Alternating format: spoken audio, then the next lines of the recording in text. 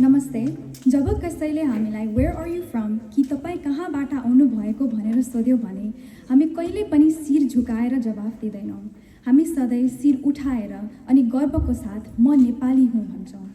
तर साँच्चै भन्नुपर्दा कहिलेकाहीँ मलाई म नेपाली हुँ भन्दा गर्वको साटो लाज लागेर आउँछ, किनकि हाम्रो नेपाली समाजमा अझै पनि जातिवाद या ख्यास्टिजम जस्ता चलन चलिआएका छन्। अझै पनि उच्च जात र तल्लो जात जस्ता शब्द प्रयोग हुन्छन्। हामी अमेरिका आएको 10-15 वर्ष भइसक्यो, तर हाम्रो समाजमा जातिवाद जस्ता अज्ञानी चलनहरू किन कायम छन्? नेपाली राष्ट्रगान गाउँदा हामी छातीमा हात राखी सयौँ थुङ्गा फुलका हामी एउटै माला नेपाली भन्छौँ। तर हामी नेपाली भएर साँच्चै एउटै मालाका फुल हौँ भने कसरी एउटा फुल चाहिँ राम्रो र ठुलो भयो अनि अर्को फुल चाहिँ नराम्रो र तल्लो भयो? अमेरिकाको राष्ट्रगान गाउँदा पनि हामी भन्छौँ जस्टिस फर अल। यदि साँच्चै सबैको लागि न्याय भएको भए एउटा जातका मान्छेलाई अछुत किन मान्छौँ? मैले जातको बारेमा अनुसन्धान गर्दा थाहा पाएँ कि आज हामीले प्रयोग गर्ने खास सिस्टम हिन्दू धर्मले व्याख्या गरेको भन्दा फरक छ। श्रीमद् भगवद् गीताको 4औं अध्यायको 13औं श्लोकमा श्रीकृष्णले भन्नुहुन्छ, चातुर्वर्ण्यं मया सृष्टं गुणकर्म विभागशः तस्य कर्तारमपि मां विद्य कर्तारमव्ययम्। यो श्लोकमा भनिएको छ कि हिन्दू धर्म अनुसार मान्छेको जात उसको परिवारले होइन, उसको गुण या स्वभावले दिन्थ्यो। ब्राह्मणहरू विद्वान र शिक्षक थिए, क्षत्रियहरू योद्धा र प्रहरीमा काम गर्थे, वैश्यहरू व्यापारी र किसान थिए अनि शूद्रहरू मजदुर थिए। श्रीकृष्णले यो पनि भन्नुहुन्छ कि यदि कुनै मान्छे ब्राह्मण भएर जन्मिए पनि क्षत्रियको जस्तो काम गर्न रुचाएमा उसलाई क्षत्रिय बन्ने अधिकार थियो। यदि कुनै मान्छे शूद्र भएर जन्मिए पनि पढ्न रुचाएमा उसलाई ब्राह्मण बन्ने अधिकार थियो। समय बित्दै गएपछि मान्छेले शास्त्रले भनेको कुरा घुमाएर आफ्नै सिस्टम बनाए, जसमा चाहिँ एउटा जातलाई उच्च जात अनि अर्को जातलाई तल्लो जात मानियो। उनीहरूले अर्को पनि गलत सोच राखे कि जुन परिवारमा जन्म भयो त्यही अनुसार जीवन चलाउनु पर्छ भनेर। यसरी नै एउटा जातका मानिसलाई धेरै सम्मान दिए अनि अर्को जातका मानिसलाई घृणा गर्न थाले। तर हिन्दू धर्मको सबैभन्दा महत्त्वपूर्ण शिक्षा सबैभित्र परमात्मा देख्न सक्ने हो।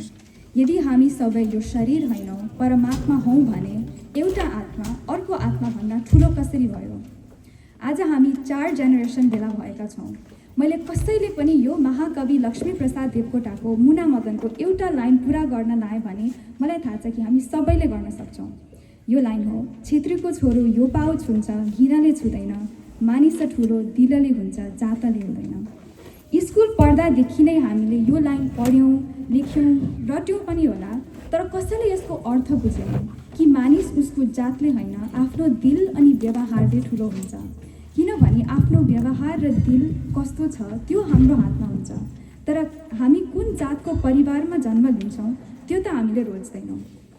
अझै पनि बिहेको कुरा चल्दा पहिलो प्रश्न सधैँ जातको बारेमा हुन्छ। भनिन्छ, नानी यो जातको मान्छेसित मात्र बिहे गर्नुहुन्छ कि त अर्को जातसित बिहे गरिस् भने म कहिल्यै पनि स्वीकार्दिनँ। मलाई लाग्थ्यो बिहे गर्न त माया पो चाहिन्छ, तर जातलाई चाहिँ सबैभन्दा धेरै महत्त्व किन दिन्छौँ? बिहे त दुई परिवार र दुई मान्छेको बीच हो भने जात जस्तो बेकारका कुरा किन गर्छौँ?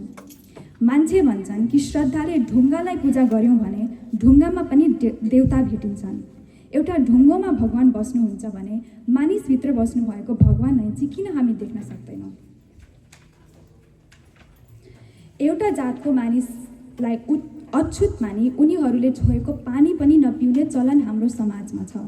तर के हामीलाई थाहा छ आज हामीले खाने गरेको सबै खाना कसले छोएको हुन्छ? हामीले खाने फलफुल अनि तरकारीहरू संसारभरिबाट आएका हुन्छन्। रेस्टुरेन्टमा कसले खाना पकाएको हुन्छ के हामीलाई थाहा हुन्छ र? अस्पताल जाँदा के हामी डाक्टरको जात सोधेर मात्रै उपचार स्वीकार्छौँ? किनभने सत्य त यही हो कि हामी सबै एउटै जातका मानिस हौँ, जो चाहिँ हो मानिस जात। हामी एउटै रातो रगत र एउटै आँसु बगाउँछौँ। त्यसैले प्रश्न रहन्छ कि कसरी एउटा मानिस आफ्नो जातको कारणले अर्को मानिसभन्दा माथि हुन सक्छ?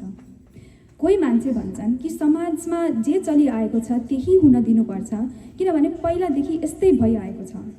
तर नराम्रो चलनलाई हटाइएको थिएन भने अमेरिकामा स्लेभरी अनि सेग्रिगेसन जस्ता नियम आजसम्म रहन्थे।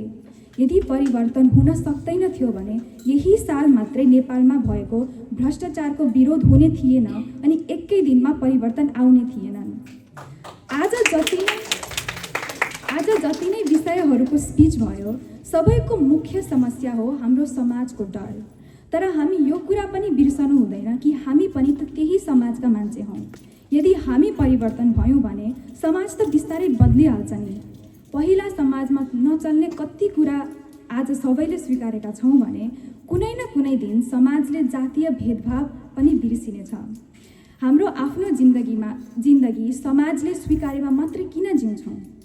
तर मलाई थाहा छ कि मैले आज जे भने पनि हाम्रा आमा बाबा र हजुरबा हजुरआमाको सोच बदल्न सजिलो हुँदैन। उहाँहरूले पुरै जिन्दगी आफ्नै जातमा मात्रै बिहे गर्नुहुने, आफ्नै जात ठुलो हो जस्तो कुरा सुनेर आउनुभएको छ। तर हामी युथको कर्तव्य रहन्छ कि हामी बिस्तारै आमा बाबालाई फकाउने अनि यस्ता नराम्रा सोच समाजबाट हटाउने हो।